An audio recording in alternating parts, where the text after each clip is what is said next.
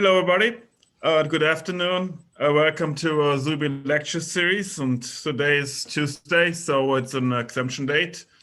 And my name is Frank Sliegers. I'm Associate Professor of Landscape Architecture at LARP. And the Zube lecture series has been a great success. And founder on Earth Zube, former head of LARP, who and his wife endowed to UMass LARP in 2004 to bring world-class scholars to the department to stimulate and enrich our academic community in landscape architecture and planning. So I want to also express my gratitude to Nathan Chung, MRP student, who is also TA of the Zube lecture series, and amazing technical and organizational assistance, and also Stacy Richardson, our special projects coordinator at LARP. One announcement: we have the next Zube lecture actually this Thursday, February 18th. Sarah Hamadi, assistant professor, School of Marine and Atmospheric Sciences, Stony Brook University, and she will talk about post-disaster resilience, community engagement, and housing. So, okay, now I'll hand it over to Carolina Aragon, Assistant Professor of Landscape Architecture, to introduce our today's special guests. Thank you, Frank. Thank you, everybody, for coming today to the special edition Zube lecture on a Tuesday. It is an honor and a pleasure to welcome today's Zube lecture guest speaker, Chris Reed. Chris is without a doubt one of the most influential landscape architects in the world. His work is at the forefront of climate resilience, social and environmental justice, and the overall transformation of communities through good landscapes. Chris is a professor of practice in landscape architecture and co-director of the Master of Landscape Architecture and Urban Design at the Harvard University Graduate School of Design. In 2001, 20 years ago, Chris, how did that happen? He founded Stoss, a firm that sees landscape as a catalyst for positive change. Throughout the last 2 decades, Stoss has been a pioneer in designing for climate adaptation across a broad range of project scales and types, with Moakley Park in Boston as one of its most recent projects. Additionally, Chris and his team work to engage vulnerable communities in urban planning processes as a way to take on racial equity and issues of environmental justice. Throughout it all, the firm has remained deeply connected to creating playful and engaging landscapes, paying attention to details like custom seating, creating bouncy rubber garden for a festival, to large-scale waterfront resilience projects like the Coastal Resilience Solutions for East Boston and Charlestown. The list can continue for a long time, and I'm not going to be one of those people that like talks endlessly about the work of the person that they're going to speak. So I'd rather share with you a couple of memories that I have of Chris. A long time ago, I had the fortune of having him as a teacher at the GSD. And at that time, stormwater management was just coming to the radar. But mostly from a theoretical perspective and very few implemented projects. So one day our studio was shepherded to a classroom where we were going to meet with stormwater experts. And after 30 minutes of slides, Chris asked the scientists directly, so what is it that you actually have to do to clean the water? In an effort to give us students some well-defined guidelines. Thank you. The scientists mumbled, I don't think we got a good answer, but the moment was not lost. It was teaching by example, speaking up and asking a hard question, not getting lost in scientific or technical speak, and working to translate research into practical applications for landscape architecture. So this is my chance to thank Chris many years later for being such a great teacher, for leading us through example.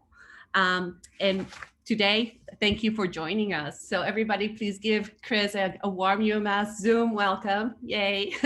Thank you, Chris. Great. Thank you, Carolina, and thank you, Frank.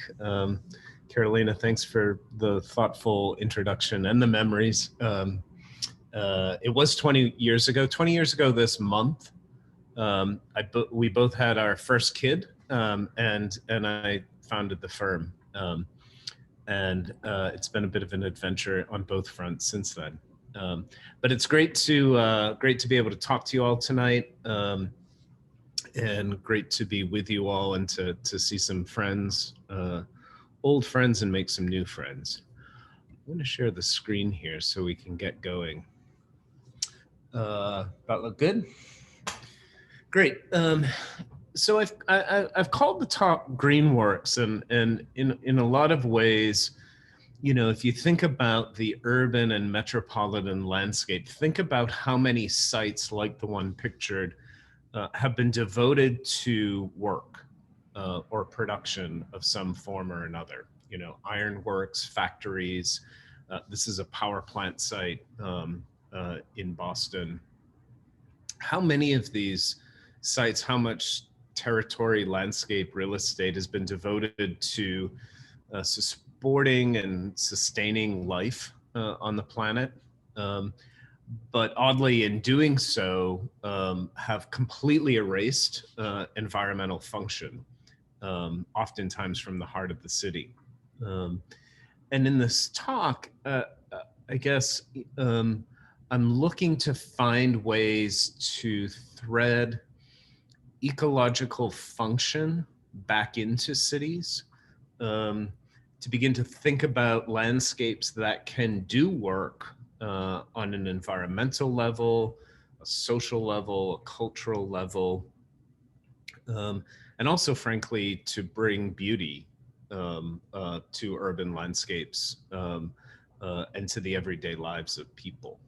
And so I'm quite interested in this idea of the working or productive landscape on the one hand. Like, what is it that you need the landscape to do to clean water, as Carolina pointed out? But how is it that that can become the basis for a much fuller, more inclusive, more grounded urban and social life? And so it's really under that frame that we can begin to enter the work. When I did start about 20 years ago, I started with this question: how landscape might play a more prominent formative role in the imagining and remaking of public spaces, infrastructures, and cities. And so I'm imagining both. Here I'm positing the idea that we're projecting and imagining new futures on the one hand, but on the other hand, much of our work is about remaking spaces that have already been occupied in one way or another. Of course, Frederick Law Olmsted did this in many, many ways. And he did it with a number of important agendas at work. And I thought it important to touch on these because of the connections, I think, to a lot of the work that we're doing. Of course, everybody knows Olmsted for Central Park.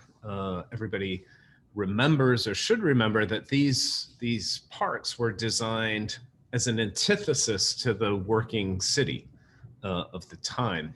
And in that sense, were born out of social movements and public health movements, social reform efforts that were aimed at transforming urban life in the city. And photographers like Jacob Riss and others were at the forefront at first documenting these conditions, and then having a whole series of different organizations propel reform efforts forward.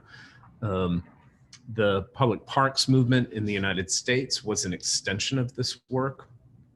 And Central Park, interestingly, was an opportunity for Olmsted to intentionally design a place for people to escape the squalor of the city, as they would have put it, to come to a place where they could breathe, and actually be enclosed in a landscape where they didn't see the city at all.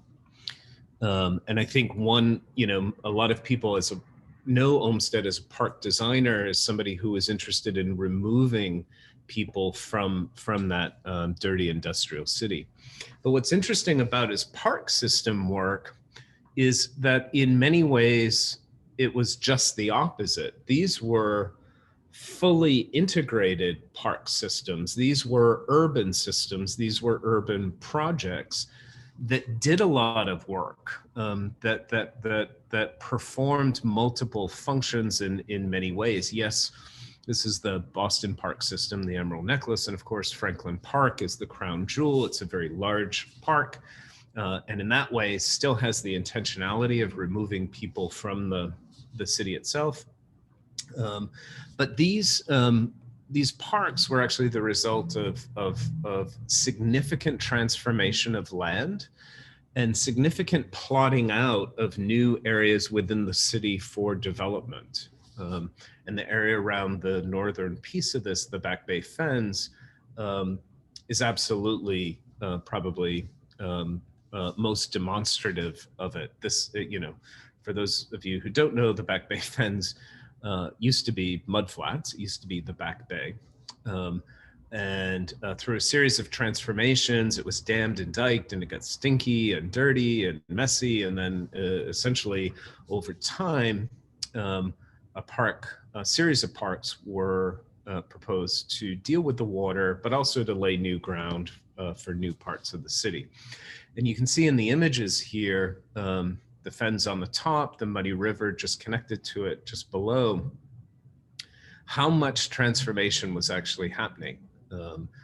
You can see the intense grading in the photograph below, giving hints of the park's function as a flood control system.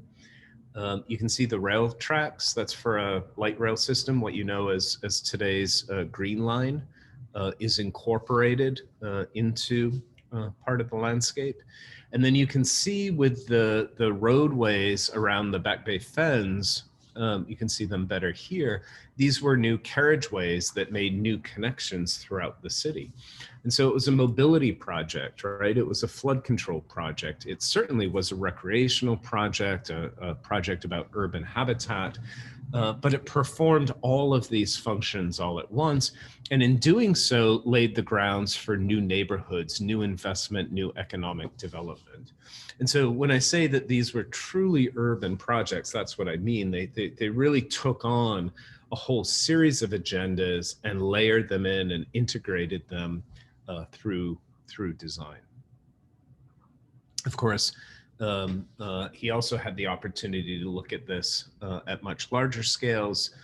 This is Riverside in Chicago. It was on the outside of Chicago, and where he could put in play these same principles to lay out an entire suburb or suburban development. And so the idea that landscape could form this functional role, could organize the city, but could also allow us to imagine new types of urban life is really, really important. And for us, early on, we took some of these ideas to heart, scaled them up, made them more contemporary, began to think about ways in which restoring the mouth of a river here in Toronto might allow the ecologies of the river to frame out new neighborhoods to come. And even imagine in Dallas, Texas, the way dirty, contaminated stormwater that was being collected in one part of the city could be cleaned, and that water system and landscape system could be used to imagine vibrant new neighborhoods that would reconnect downtown Dallas with the Trinity River. These days, we're looking at a lot of sites like this. This is the power plant in South Boston that I showed you earlier, a remnant of 19th century infrastructure. And then here you have the LA River, remnant of 20th century infrastructure. And you can see the intensity of rail and concrete channel and power lines that are just packed into this corridor. And more, these are the kinds of spaces that we're dealing with. We're also dealing with intensifying climate activity. So these were photographs from Hurricane Katrina in New Orleans, constantly dealing in temperate climates with too much water, water that comes too intensely, too frequently at volumes that are much higher than anticipated. We're also dealing with sea level rise, This is King Tide in Boston, which now regularly overtops the docks at the foot of the financial district. How do we deal with these conditions with too much water? And conversely, how do we deal with the opposite, places that are getting parched, that don't have enough water, or that water only comes in short bursts, less and less frequently? You know, what do you do in a city of LA that's so dependent on resources that it has to extract from almost half a continent away in order to sustain life there? And what are the consequences of our city building efforts and inhabitation places like LA or Australia, which continue to burn? These are serious questions that I think we all need to deal with in the work ahead. And the question for us is, how is it that landscapes, no matter how small or large, can begin to address some of these issues, but also address them within the context of the city and within the context of the people that we're dealing with? So I want to show you a series of projects that take on these challenges. I'll tell you that the series I'm going to show you are all in temperate climates where we're dealing with water, often too much water.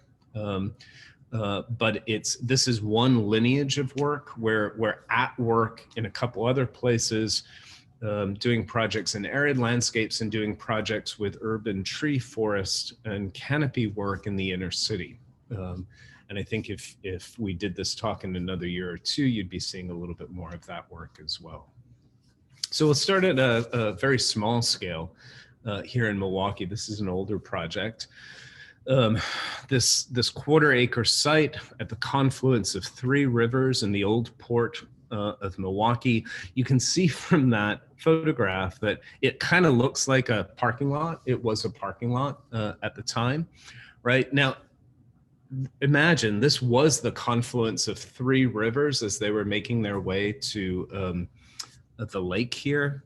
So at one point in time, this was an abundantly rich marsh, right? With lots of wildlife, lots of ecological activity.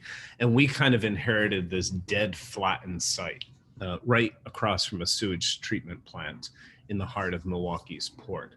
And so the idea here was on the one hand, we were at the end of a river walk, which the city had been putting in all the way along the river, but had the opportunity to kind of reimagine and reconfigure this space at this confluence. And for us, it was important, first and foremost, to find ways to re-inaugurate those environmental dynamics that had been deadened on the site, and use that in very, very simple ways to allow for the reestablishment of both ecological life and human life in this space. The strategy here was really quite simple. A 3-part strategy with a grove of trees that really helped to shelter the site from winds coming off of the lake. The space opened up as you move closer to the water into an open lawn, and you can see in the background the enormous boats that are regularly part of the life of the harbor.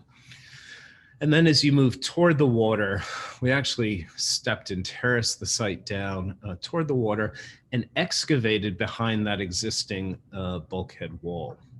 So the bulkhead wall was there, put in place to kind of protect the industry and infrastructure that had been previously occupying the site.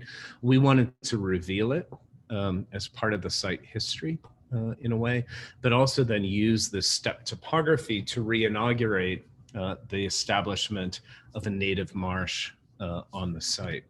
And we did so first by capturing the on-site stormwater. So how do you take existing stormwater resources, allow the site to become a bit more porous so that water could infiltrate and be cleaned before it moved into the river. But in other cases, we're looking at overland flow to collect at the bottom end of the site and to really create this dynamic marsh condition. We also cut slots in the bulkhead wall, so if the water ever gets that high, water can invade or say take its place back within the city. And so in a lot of ways, this gives rise to this incredibly dynamic marsh that really changes quite dramatically over the seasons and becomes a very visible part of the experience of this place. In any kind of, fairly intense rainfall, this lower area will flood. And so we're trying to amplify some of those dynamics and use those dynamics to really create a beautiful place on the edge of the water, but one which functions to clean the water itself and to provide better habitat nearby for the fish and for the fishermen who are constantly using this place. Of course, we're also interested in things like reestablishing the urban tree canopy as intensely as we can within a site like this. Second project, also in the Midwest. I have a whole series of projects in the upper Midwest. I don't know why we ended up working there, but it's a great place to work. This next project is at the University of Michigan, one that was completed just a few years back. It's on the North Campus. And it's really the central quad for what will be the entire expansion campus of the university. Right now, it's surrounded primarily by engineering buildings, but it's close to a performing arts center, close to the architecture school as well.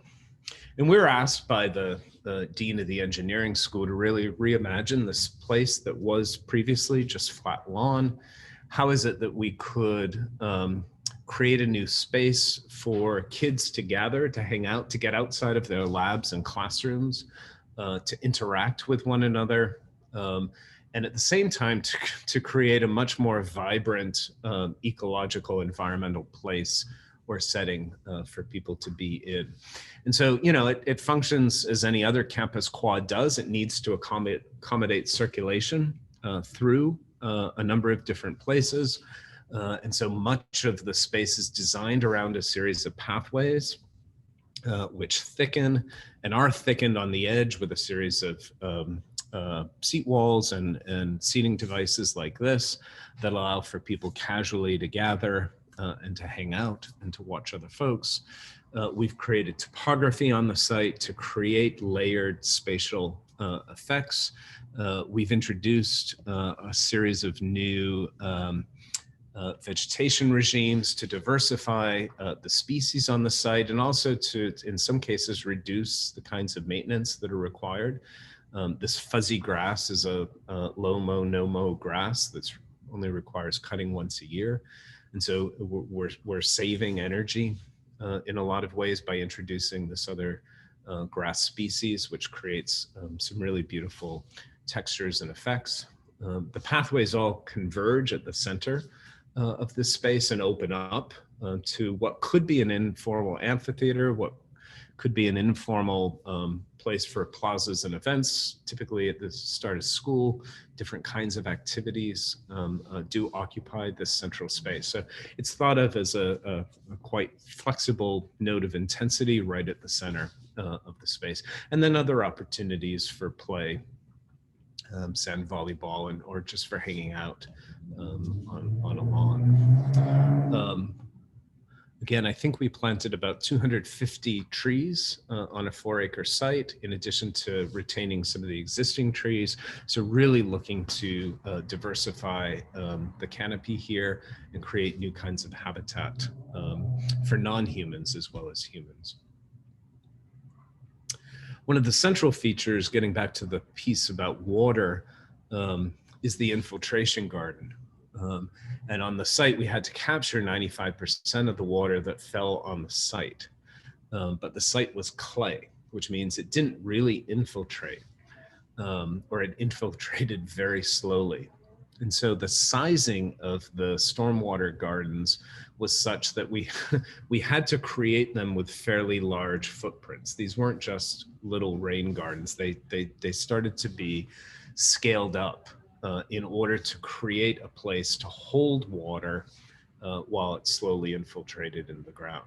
And so these incredibly muscular gardens gave us an opportunity to create a new kind of environment, a kind of wet garden within that. We layered in taxodium so that the garden, which was a depression, could also grow to become a kind of vertical element within the space. And then importantly, layered in a lighting effect in order to use technology to connect people to what was going on in the environment. So within the garden, we have these reed lights, which glow gently, but as rain enters that system, they begin to flicker more and more intensely. And so the idea of that the worse the rain is, the more miserable the condition, the more beautiful and intense that effect as you're walking through that campus quad. And so we're quite interested not just here in the function of the garden. We're not just interested in making it into a beautifully vegetated space. We're interested in all of that, but also creating another level of experience for that, using this technology, this very simple technology, to create a connection between people and the environment. I think for us is very, very important. And so here you see the reed lights and the intensity of planting within those spaces, the contrast between the stainless steel base and the acrylic rods and some of the vegetation around is really quite beautiful. And then the fact that these are really threaded throughout the course of the landscape is really, really important. So they are experienced in different ways at different times. And these will continue to grow in. The vegetation here is about 4 years old, so you can imagine these things getting even bigger and more intense as time goes on. Okay, then scaling up yet again and really getting into the heart of a city. This is Green Bay, Wisconsin, on the Fox River. The Bay of Green Bay is up to the north, and that's a little arm off of Lake Michigan. And the project is really on the bottom right of the corner at the foot of downtown.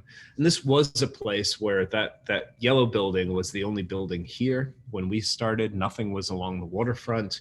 In fact, there were a barricade of parking garages and the backs of buildings that were separating downtown from the waterfront here.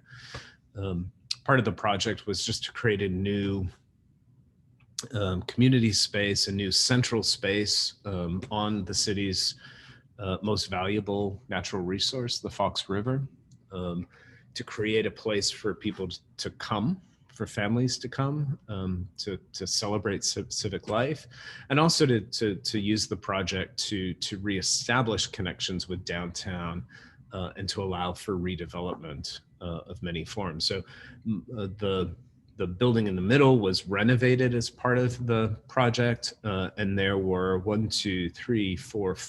new projects right along the front of the city deck here, and then 3 or 4 more projects that have continued to develop behind it. So this has become a catalyst for the city, and while at the back of his mind, the mayor had economic development in mind, he knew that he needed to do it through the creating of a resource for the community.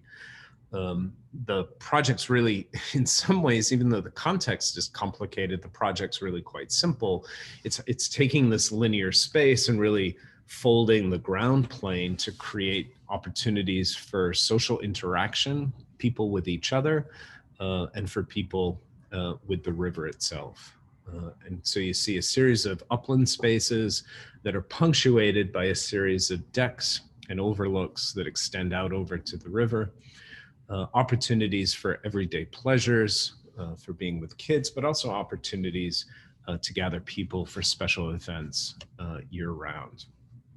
It too is a working waterfront, so some of the same big boats that were going through Milwaukee's harbor also go through here, but there's also a really avid recreational boat community that these new docks really allow for connection with, allow that community to actually dock temporarily and come up into downtown to enjoy new restaurants and to enjoy the scene along the riverfront here. Here you see what that space can feel like in the middle of the summer during a series of events when activity is happening. the ecological function, though, is kind of hidden. It's hidden within these benches.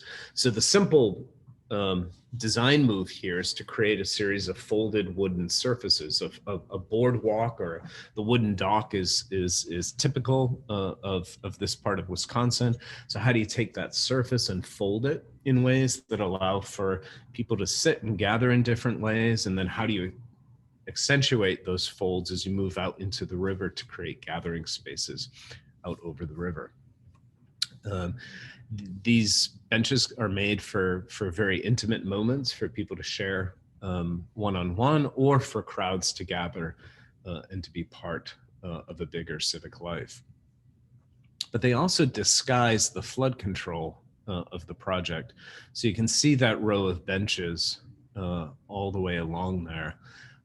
There's a grade change. You can see the grade change by the steps. And what we're doing is elevating the area against the buildings at the new flood control elevation. And the river can actually flood right up to those benches.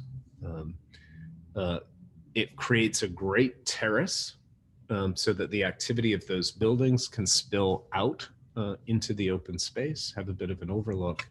And here you have a diagram of the grade change, and also the second function of how the area beneath the benches allow for water infiltration. So we're capturing stormwater, allowing it again to infiltrate into the ground before it meets with the groundwater and the river water, but also allowing for flood protection fully integrated into the space.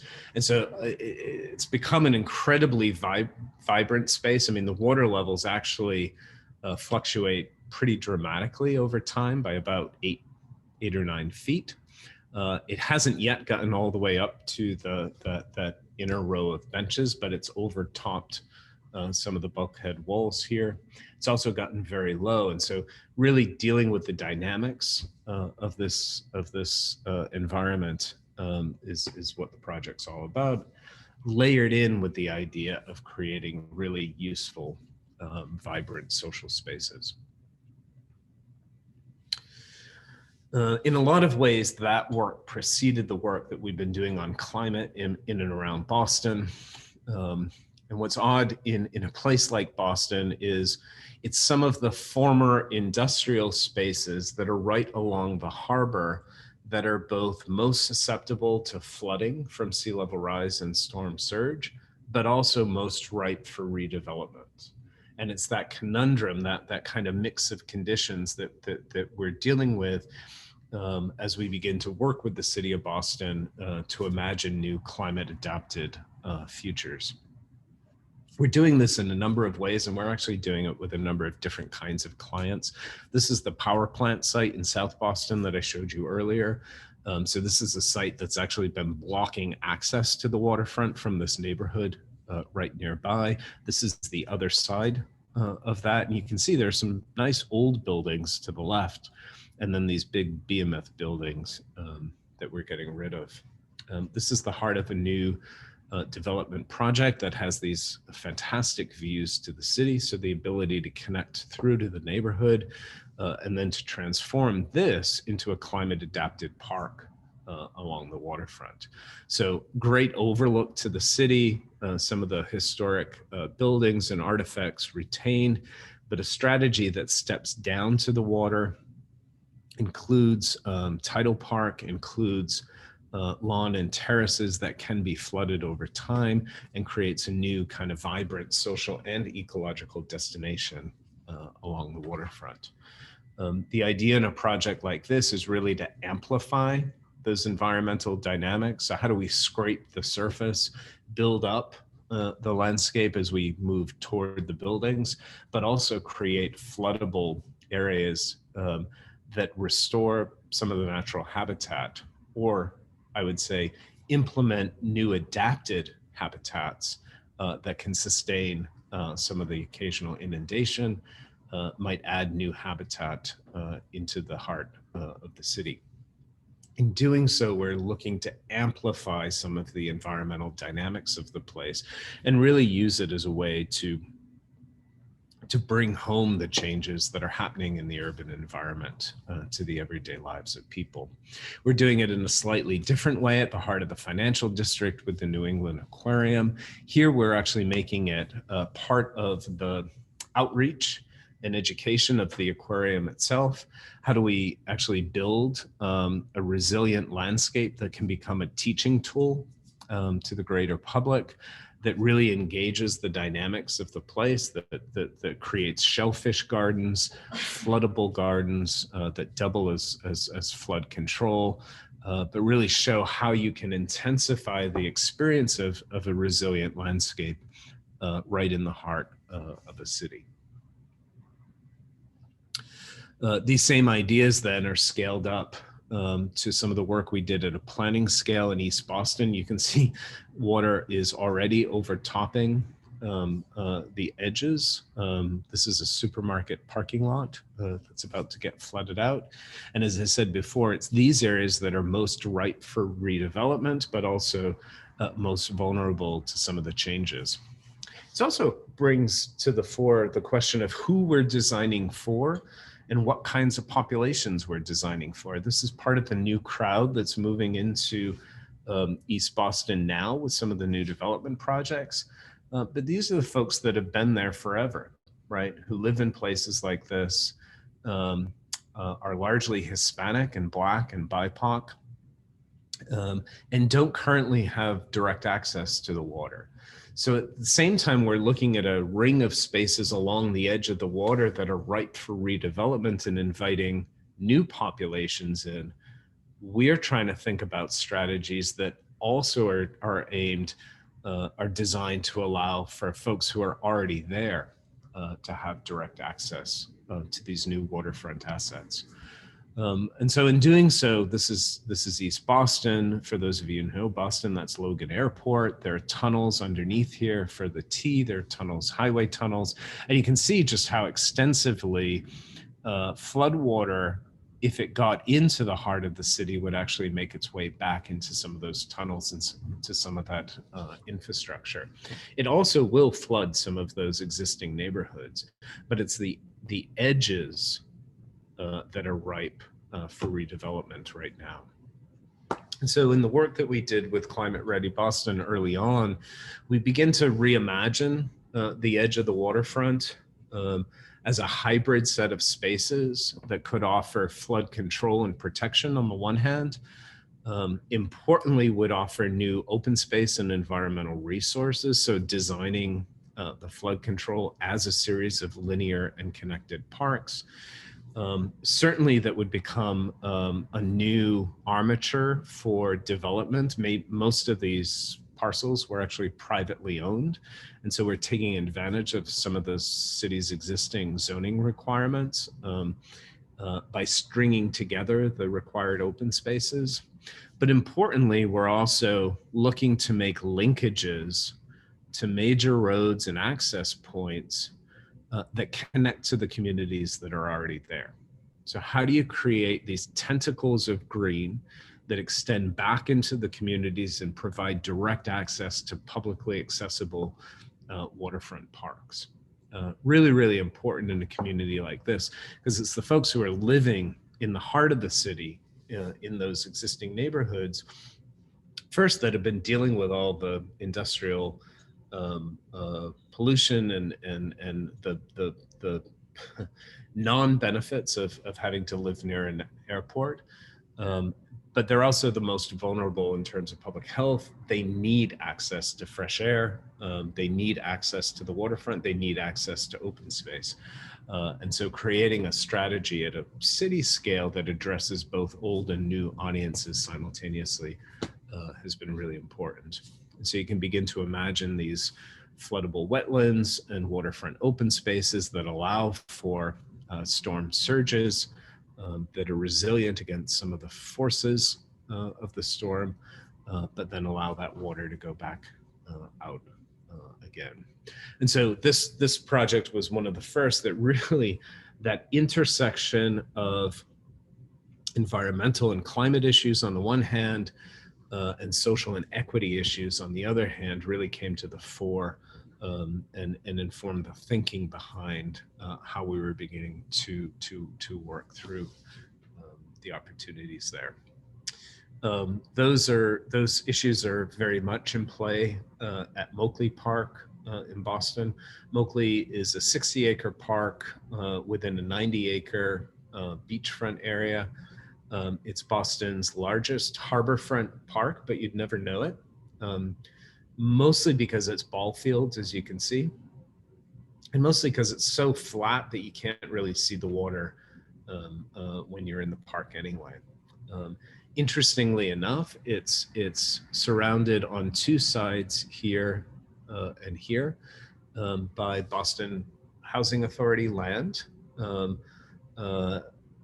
These are low-income developments with people who will not be displaced as the park is renovated. It's not a park that serves them well right now, even though they're the immediate neighbors to the park.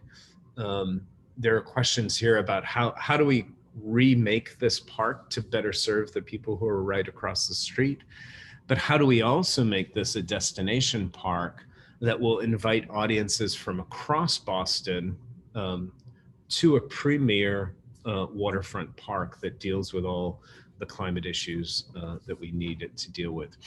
You can see from some of the photographs the character of the park.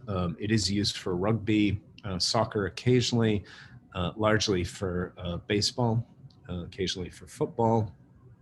It is a park that has some character to it year round, certainly. It's incredibly low lying, and so it floods. This is just rainwater flooding, and this happened to be a very sunny day, and you can see the amount of water, this same view in the winter. So it's where stormwater flooding is already happening on a very regular basis, which makes a lot of the sports fields not usable every day. It's also a bit forlorn, right? There's not enough to do here to attract people. And so it's also a space that sees a lot of neglect. Incredibly, it's right on one of Boston's beachfronts. And so taking advantage of the opportunity to have this incredible park that connects to some really important neighborhoods that is right on the water and right on the beach, and really thinking about that as a constellation of destinations and constellation of agendas that the project needs to take on. So the idea of being able to run down for a swim midday is really important. The idea of bringing kids from nearby neighborhoods and from inner city neighborhoods that aren't that far away and give them experience of the beach and the harbor is really, really important. Parts of the beachfront too are a bit neglected, and we're looking to revitalize those. And we're also looking to answer questions about who we are designing this park for, how we begin to expand the audiences of people who will come here, who can come here, who feel like Boston Harbor is their own, how to continue to diversify the voices and people and really get to all the richness that is Boston and allow opportunities for all those folks to come here. It's a complicated site. It used to be salt marsh and mud flat. It was filled. It was a dump. It was a playground. It's got layers and layers of history built into it. You can see the site here. It's also a site that will flood with sea level rise. It's part of a series of flood entry points to the city. You can see some of them are right on site, some of them are adjacent to the site. The water will flood not just the park, but some of those neighborhoods that are immediately bordering the park, but will also make its way back to other pieces of infrastructure and also to other land that's subject to future redevelopment. And so the role that this park plays as part of an integrated coastal defense system throughout Boston is really, really important. It's also important in the way it connects to other urban systems. The last link of the Emerald Necklace is here along Columbia Boulevard. And so it gives an opportunity to create a destination for that last link and to really begin to reimagine some of the radiating roadways as multifunctional green streets that can connect to other urban neighborhoods. Importantly, it's within about a 10-minute bike ride of some of the neighborhoods in Boston that are the most diverse, that have the least access to large-scale open spaces, that also have high COVID rates and all that. So there's a real opportunity because of the scale of the park and the impact that it can have back into the urban fabric about how to really connect kids in these neighborhoods directly to the harbor front. And so we're trying to take advantage of that opportunity and really create this destination. I've started to point out some of the constraints and opportunities. I mean, the roadways that surround the park isolate it, both from the existing neighborhoods and create barriers to the beach. You do get the sense of a series of distinct islands here that are not well connected. It's incredibly underutilized space. It's a bunch of ball fields and then leftover land. And so how to diversify the program to attract new audiences and to better serve the communities that are immediately next door, really important. It's a really hot place during the summer because it doesn't have a lot of tree canopy. I think there are about 4 or 5 species of trees total on a 60-acre park, so 0 biodiversity, except for when the geese fly in to take advantage of the wetness. Here again, you have a sense of the flooding that'll happen.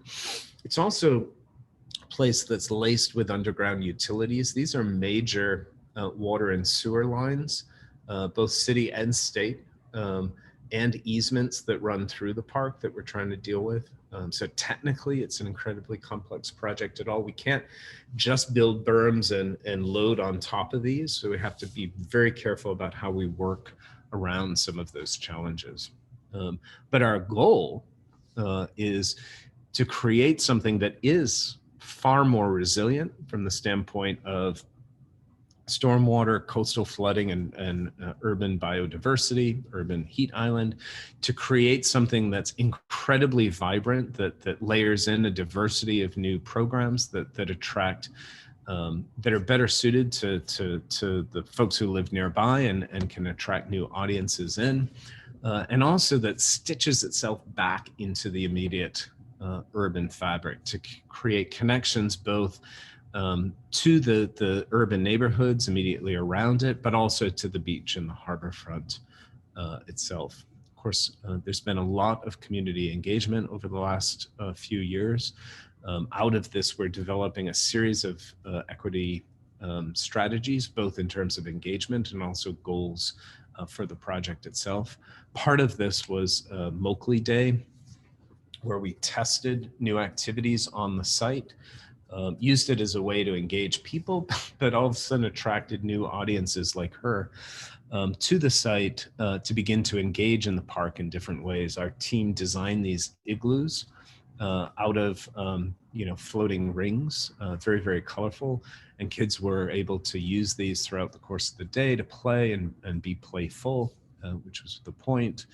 We brought in music, we brought in activities, we closed down the road between the park and the beach just to demonstrate the opportunity. I mean, all of a sudden a guy in a bathing suit was walking into the park to get a beer. That never happens, right? While kids were doing this kind of stuff in the middle of the roadway. Beginning to think about how to program the waterfront, how to program the park, and how to make all the connections in between. And all of a sudden it became an incredibly vibrant way to not only engage people, but to bring people in and let them see the opportunity that we were seeing and beginning to reprogram and rethink and reimagine this place. And so there's the engagement continues. We're getting some amazing statistics. I think, last count, there were at least 45 different programs or activities that people were interested in doing in the park. And through that, we've developed a series of project goals. So inclusivity and access in all parts of the project, really, really important. Reinforcing and amplifying some of the recreation and play opportunities, layering in public health and community well-being, that's social well-being as well as physical well-being, and then also talking about resiliency in the environment. So 4 pegs of a stool that the entire park is built on.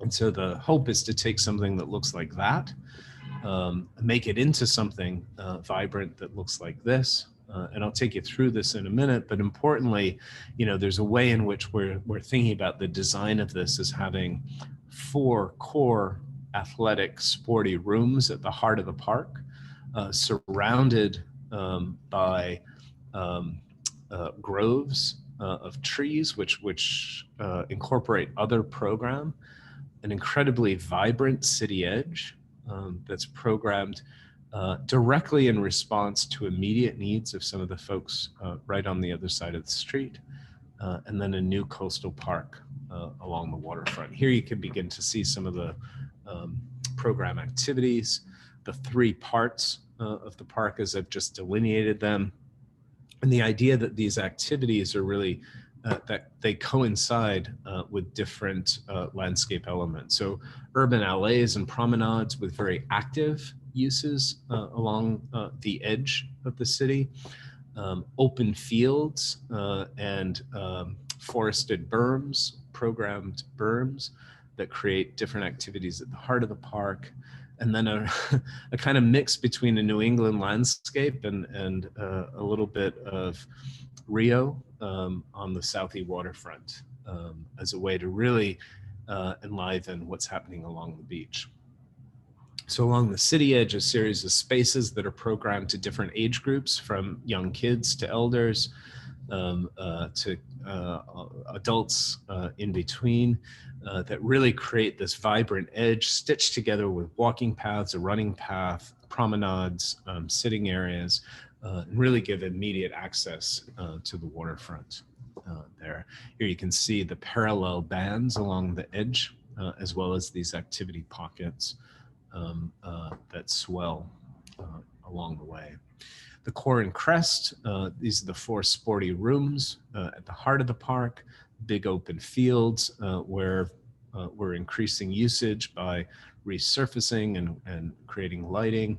And then these intensely packed furrows, we're calling them, at the edges, which are combinations of program and planting and drainage that really create an intensity of program areas that hug some of the new and renovated sport areas. And then the coastal park, this newly intensified edge, both within the park, and this will actually spill over into the street and across the street to create a series of new landscape experiences along the water, and also opportunities for different kinds of social gathering as well. Here you see a cut section through the landscape rises on the left-hand side, has a series of coastal marshes and dunescapes with a reimagined day boulevard that could be closed intermittently for big festivals, dunescapes and beach nourishment on the beach side as well. And here you get a sense of what could happen topographically and hydrologically along this waterfront. The idea that it can deal with fluctuating water levels, deal with areas for rainfall, but as sea levels rise, storm surges are projected to intensify. And so these landscape spaces integrate a flood control berm that allow for that water to come and then to gradually recede as well. Again, this a sort of everyday look at some of the central amphitheater within that space, which can be used for all sorts of festivals, but also help to contain that occasional storm surge as well. And then an overview of the coastal park and the beachfront, with the road still functioning and with the road temporarily shut down. And so, and you know, as I said, it layers in all sorts of program. I'll just skip through this very quickly, but you get a sense of the intensity of activity. Remember that first image I showed you with just ball fields and a lot of leftover space? There's no leftover space in this park. I mean, and one important thing is landscape ecology is as important as some of the other active areas as well. Excuse me. And so it's a project that really brings together some of the ambitions about climate adaptation, some of the ambitions about social equity in the city, some of the ambitions about recreating biodiversity in urban places that need it the most, and also create this incredible new destination waterfront for all residents of Boston to enjoy. Really, in some ways, is imagined to both complete the Emerald Necklace, but be one of a string of new coastal resilience projects that create a new sapphire necklace throughout Boston Harbor. I think I'm going to leave it there and really open it to questions. I think it's a nice spot. I've been talking for a while. I'm losing my voice. So let's leave it there and maybe open it. I think just to get back to some of the bigger points that I started with, you know, how is it that we can make the work that we do function in many ways? How can we bring some of these other social and environmental justice agendas to the work at hand? But how can we do all of that through the work that we do as designers, right? Reimagining urban landscapes and bringing a cultural agenda to the work at hand.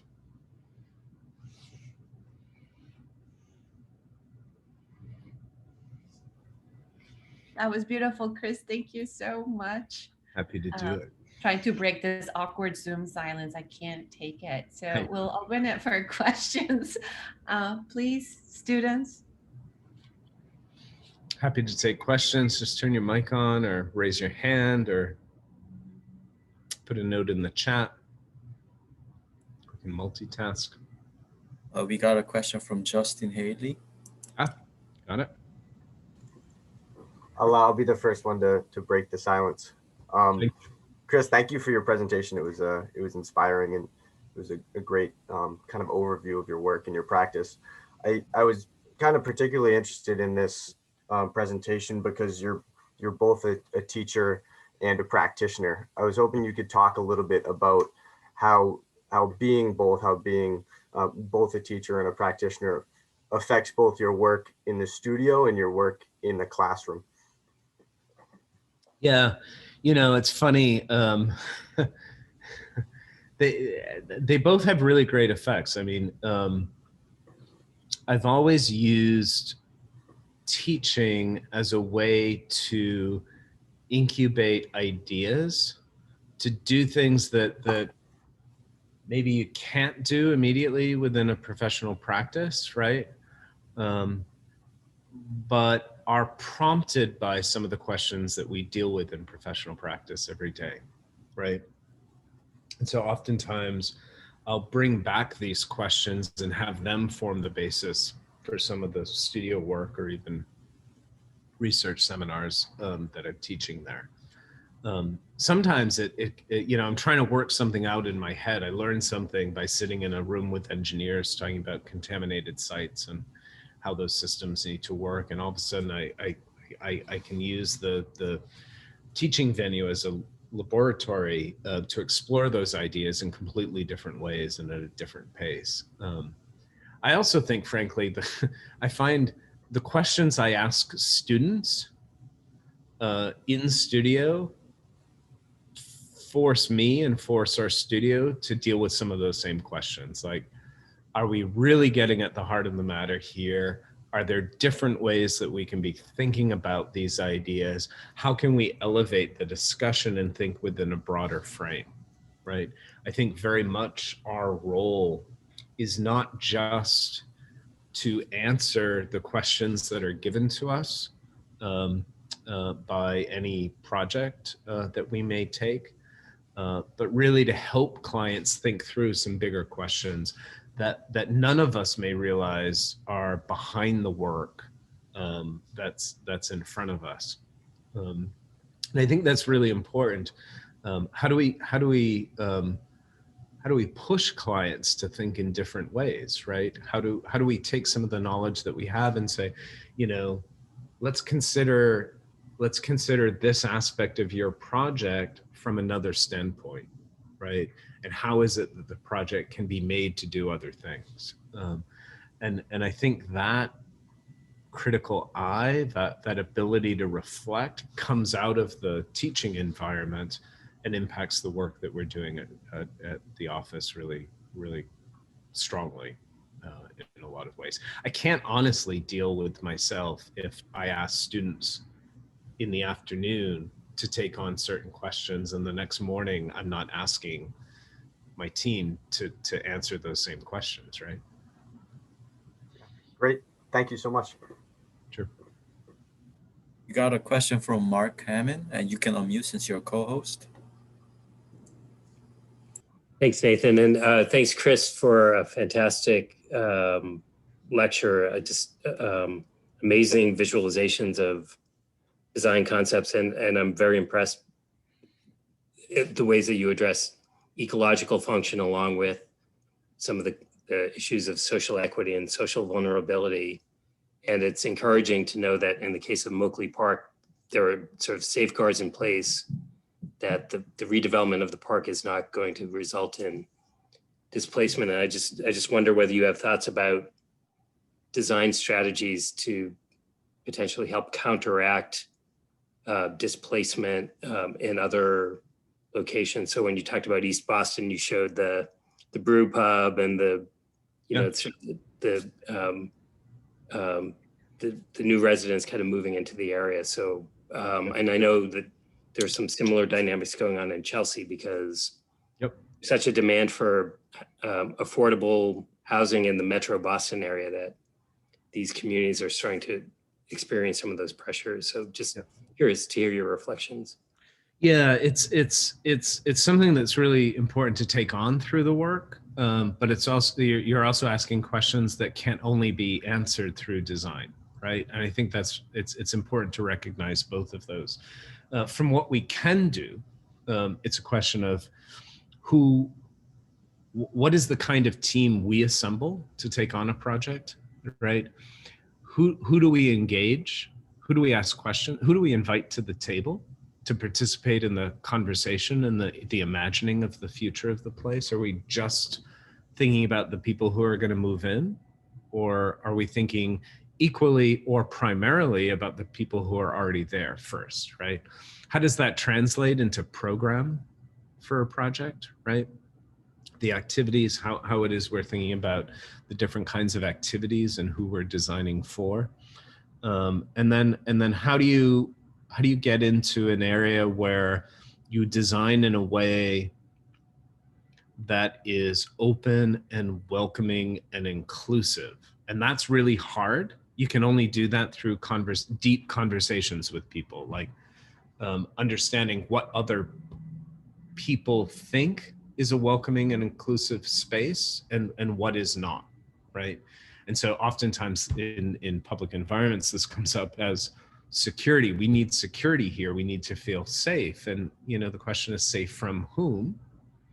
And if one person or one group of people is made to feel safe from a different group of people, are you actually excluding that other group of people and not rethinking the way in which a space can be designed to sustain all populations? And so that stuff can only come through very, very deep conversations. We got into these conversations in St. Louis in a project I didn't show about what it means to be Black in the city, for instance, what signals you're picking up on, how our own language is reflective of say built-in prejudices about things, and how we we need to have more open and honest conversations with one another. In the case of Moakley, in the case of all projects where you make investment, right? The question is, who is that investment being made for, right? How do you ensure that the people who are there benefit from that? So a lot of the conversations in the north neighborhoods in St. Louis, which are predominantly Black and have been underinvested in for many, many decades. How is it that we're designing for them and making investment for the folks who are already there first, before we even start to think about anything close to redevelopment or investment in bringing other people in? Understanding too that even a slight increase in property tax is going to be really difficult for a lot of those families to afford. So starting with the people that are there first is one, but also then working with public agencies and your partners to begin to develop policy, right, that can ensure that some of the folks you're designing for are able to remain there, right? And that's tricky. As you say at Moakley Park, we kind of have a built-in property owner. That's great. That's one way, right? Like, we don't have to go buy that property in order to keep people there. They're already going to live there. And even as the city is exploring ideas, they're not only renovating some of those properties, they're also thinking about partnering with developers to diversify the property, not make them just low income places, but actually mix the population, but do it in a way which creates new units for everybody who currently lives there, right? So you're adding to population, you're actually adding amenities, right? Small groceries that would benefit everybody. And so there's some really great things that the city is putting on the table right now. But we're lucky in a lot of ways that it's built in. And so part of what we often have to do is advocate with our partners about, okay, what are the policies that we need to put in place to support these efforts? And to make sure that even though there are areas within an urban district that may redevelop and actually may provide a kind of economic engine, there are other parts of the city or even those urban districts where programs are put in place to retain people that are already there. So in uptown Pittsburgh, for instance, this was an area of the city that was being reimagined as an eco-innovation district, right? So new development that would meet all sorts of green standards, coupled with programs that were put in place for lower income residents who are already there to renovate their own houses to meet those same quality and environmental standards, right? And where zoning changes were made to ensure that certain parts of the neighborhood would retain the people who are there. That goes way beyond what I was ever trained to do, right?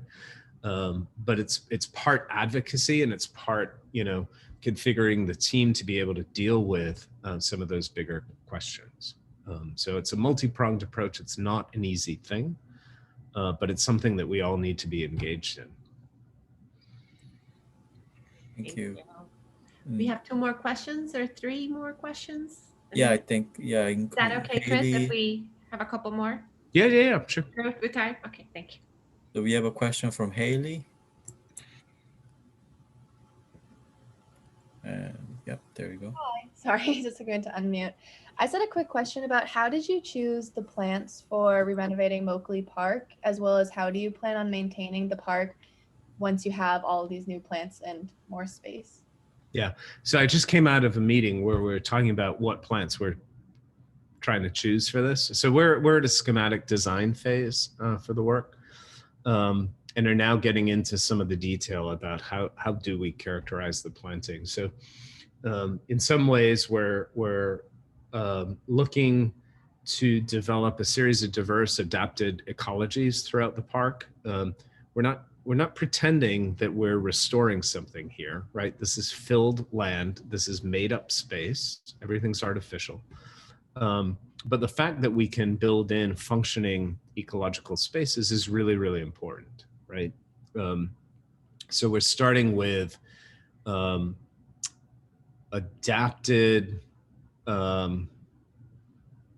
plant communities that can deal with salt and heat and people running all over their roots and all that kind of stuff.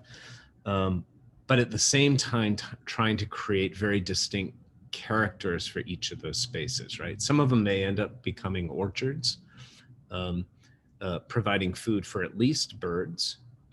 We don't quite know yet if we can provide food for humans within the space, but we're exploring that, right? And doing it in a way where we're taking advantage of fruit-bearing and nut-bearing plants, trees that could grow within an urban environment, right? How do we begin to think about edge conditions in a way that are conducive to some of the activities? And then as we get closer to the beach, how can we begin to introduce plants that function well, but also just give you that rough feel of being on the seaside, right? It's as much sensual as it is performative in that sense. So we're kind of looking at it through all those lenses at the same time. I was going to say, relative to maintenance, we're also thinking very carefully about what those maintenance regimes are going to be. And we're constantly trying to tune maintenance to whatever the ability is of the client. In this case, we're working with the city. The city of Boston's our client, but the state owns the beach. And various combinations of city and state agencies own the roadways that we're trying to at least encroach on a little bit. And so we are talking about other forms of governance for the park moving forward. Some kind of structure that could operate both on city property and on state property that might be funded slightly differently, that might be able to go after grant money and actually philanthropic money that the city wouldn't normally go after. And that might have enhanced budgets for operations, programming, and maintenance over time. So we're really looking at something quite aspirational for that park, but using models that we've seen work very successfully in many other places. But we also tune things. So the Michigan project at the University of Michigan that I showed you was one where, they're used to dealing with trees and lawn, right? And they have big mowers, right? And we were being asked to deal with all the stormwater. And so for us, it was really important to take advantage of the opportunity to create these incredibly lush gardens, right? That's more maintenance, right? So now all of a sudden we're doing a little maintenance calculation and saying, okay, we've intensified maintenance here. How can we take away maintenance in other places? So the introduction of the low mow grass was part of that equation, and it helped a lot, right? Because the university was sitting there thinking, wait a minute, I've got these folks. This is our budget for maintenance, right? And we're saying, well, okay, let's take a third of the land and make it lower maintenance than what you've got now. A third will be the same, and a third will be more intense. And it doesn't quite work out that way, but generally it's a really good approach to convincing clients like that they have the capacity to take these things on. Some of those folks will need to be trained differently, and that's okay, right? So we're taking the same number of people, but we're just using them in slightly different ways in a place like that. So we can be very creative with the ways. I mean, there's so much behind the work that we do that's incredibly pragmatic like that, that doesn't often get showcased in a presentation like this, but is really part of the thinking behind the work. So now we had two more. Frank, you had a question Yeah. Then I want to ask one question before we get too tired. Can I ask? Chris, great projects. Thank you. Actually, I was once at one of your workshops at Moakley in 2018. Ah, it was a while ago. Yeah. So how do you deal with, like, I addressed this question in chat.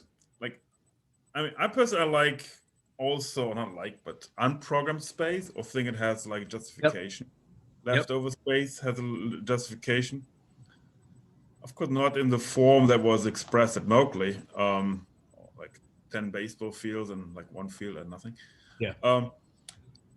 But like, yeah. So how do you deal with like that kind of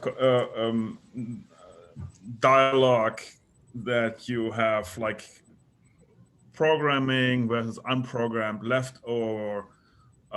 Because the unprogrammed has a large flexibility, it also has kind of a like that big lawn, New York. I mean, you have many examples in the world where you have that big space that fills up or not. So I mean, also, like, another question, how do you communicate that if this would happen? So to people who are not designers. No, it's tricky because you don't want to so over program these spaces that like people just go crazy, right? You do need that release. But it's also important to understand the context that we talk about it in, right? So part of the battle in Moakley is like, well, we're taking away sports fields, we're taking away certain things, adding in other things. The question is always, well, why can't you add just one more of this? And of course, depending on who you ask, it's going to be a different thing, right? So it may be a basketball court, it may be a tennis court, it may be a pickleball court, it may be a playground, it may be a ball field, it may be a this, that. Everybody's got their thing. And they're like, just over there where there doesn't seem to be anything. And so we're doing two things there. One is we have to recognize unprogrammed landscape space, park space as program, right? Just to counter the argument as there's nothing going on there. In fact, there's really important stuff going on there. It's the nothingness that's really important as the contrast, right? And so we call it program in order to help deal with some of the conversations that we have to have, and just to kind of paint it out. But it is an important part, like having these spaces which aren't quite so delineated in terms exactly what you do there. And there are more of those in Moakley than you might think to the naked eye. The whole coastal park, in a lot of ways, while that amphitheater sits in the middle, it is designed to be multifunctional. It's designed with an eye toward the everyday, the casual use, the lunch, the runner, the kid playing in the fountain, right? The person just sitting at lunch with their shirt off or just getting some sun, right? Just the very casual, everyday watching somebody, right? It's going to be a great people watching spot, right? All those casual things we do, or just walking through the boardwalks and listening to birds and seeing different things.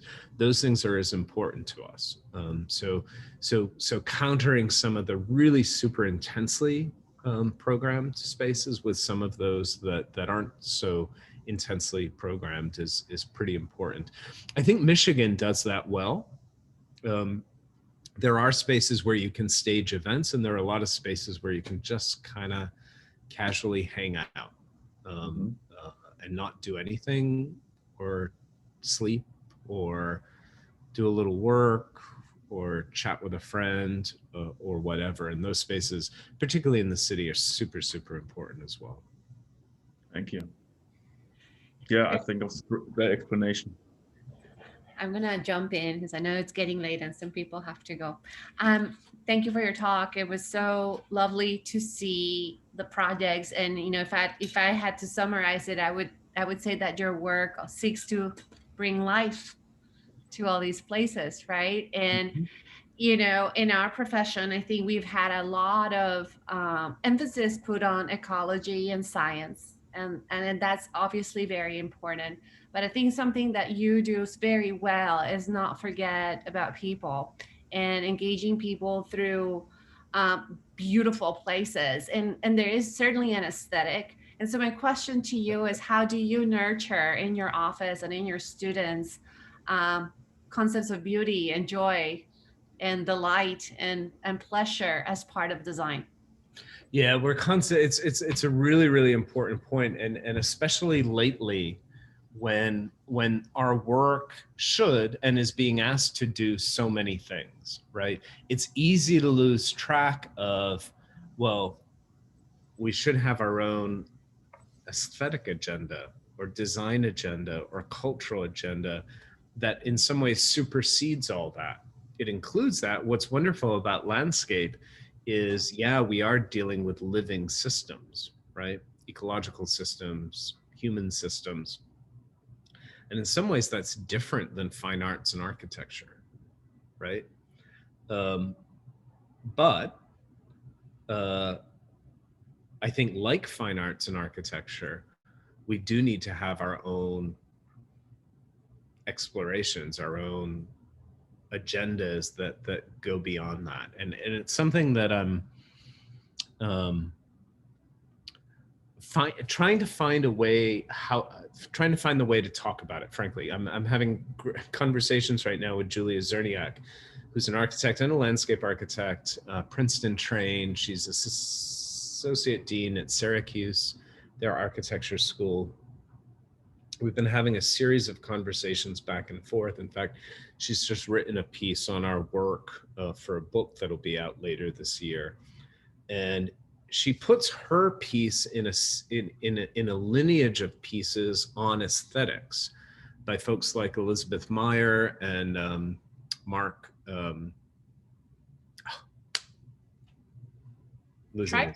Yes, and a series of others. But wonderfully, she visited 4 of our built projects and wonderfully integrates conversations that she has with folks in those spaces, right? So when she was at the City Deck in Green Bay, she arrived just as a Black Lives Matter rally was breaking up. She was able to talk to a few people and talk to them about what they felt about that space and what they experienced in that space, and got these incredible personal reflections of how people were experiencing some of these spaces as spaces, right? Not from an intellectual standpoint or any of that, but she's threading this intellectual lineage with the very personal responses of people, and recording some of their reactions is just, I just love being in this beautiful space where I can come and sit down near the water, right? Now behind that are a series of obsessions that, when I went to school, I learned color theory from Robert Slutsky, who is if you don't know who Robert Slutsky is, look him up. Really wonderful painter. He taught collage montage at the time as well. And so, there's a sensibility about materiality and color that comes through in the work. So in the Erie Plaza in Milwaukee, the glowing fiberglass benches, the yellow, artificial yellow, against the rusty steel of the bulkhead wall, against the really lush, beautiful plant material, right?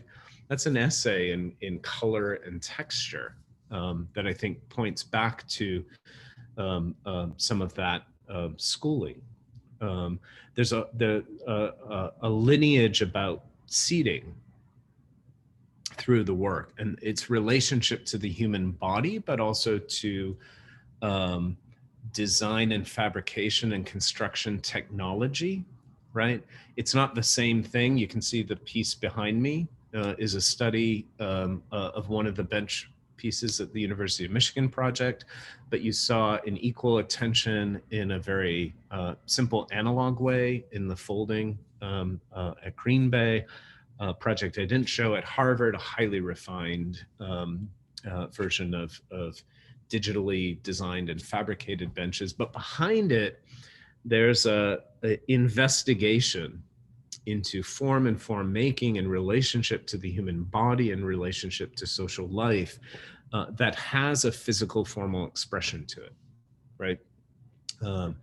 And then there are other lineages too about landform, and that's a whole different story that starts in a different place. But those things are really important to have, and to be able to then, study just the form, to be able to, that thing on the wall behind me has no practical use other than for us to look at it, to study it, to understand it, to refine it, and to inject it into our thinking about how we're going to make it differently the next time, right? And I think that ability to test, to interrogate, to have a series of different, who knew when I started thinking about we're going to transform the city that we'd be furniture designers, right? But there's a weird set of connections that got us there, and makes sense, sort of. But in a lot of ways, we've had these multiple lines of inquiry that we've continued to kind of foster and invest in over time. And I think that's really important to remember, that at the heart of it all, right, you're a designer. There are going to be environmentalists that are better environmentalists than you are, but that can inform our work, right? There are going to be better activists, better social scientists, better economists, right? We're designers. We can integrate that. We can synthesize that. We can allow that to enrich our work. But we also want to project new futures. We want to speculate, and we want to have our own kind of cultural agenda, so that we have a different kind of voice and make a different contribution to the society that we're living in. Absolutely. What a wonderful answer. Look, we're cheering you on. Thank you. Nathan, you're the boss. So I'm going to let you make the call on this. I think people have been so patient and stayed with us for way longer than we had anticipated. Chris, we can't thank you enough for sharing your work, for sharing what's going on in that wonderful mind of yours. Know that you're always welcome here at UMass. We are only 2 hours away. I know. It feels like it's very far, but it's not. It's not. I was doing college tours a year ago at about this time, so I popped in briefly. Happy to do it. Really, really nice to be with all you. Really nice to reconnect with a number of you. And good luck to all of you. I mean, it's a great time. It's a great moment to be a designer. Don't forget about our students. They are wonderfully trained. They'll be great interns. Bring them on. Send your stuff along. We will.